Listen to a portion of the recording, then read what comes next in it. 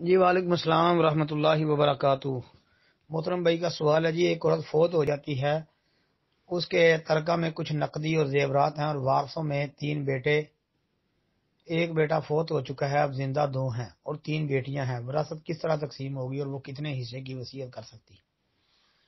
لکھا جی جو بیٹا فوت ہو چکا تھا اس کی اولاد ہے، کیا وہ وراثت میں حقدار ہے؟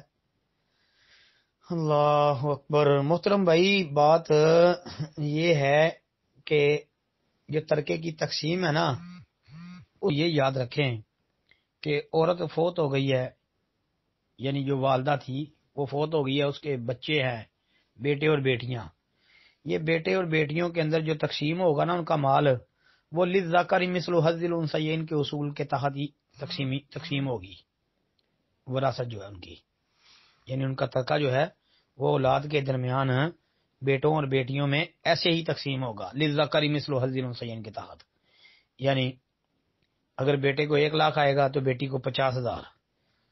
اب یہاں پر یہ بات یاد رکھیں کہ یہ جو بیٹا ہے ایک، لکھا ہے کہ فوت ہو چکا ہے، اگر تو یہ اپنی والدہ کی زندگی میں فوت ہو چکا ہے تو پھر تو بھائی اس کی کوئی وراثت نہیں ہے، اور اگر اس کی اولاد بھی ہے تو پھر ان کی اولاد کی بھی کوئی وراثت نہیں ہے، کوئی حصہ نہیں وراثت میں سے۔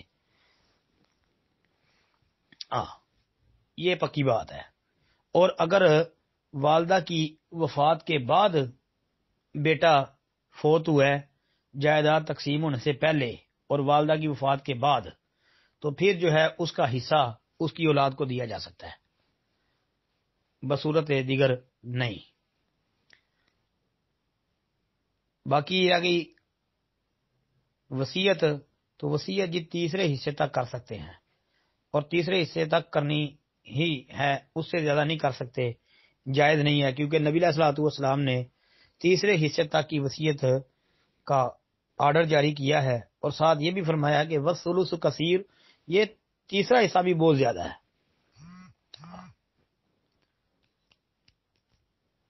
السلام علیکم ورحمۃ اللہ۔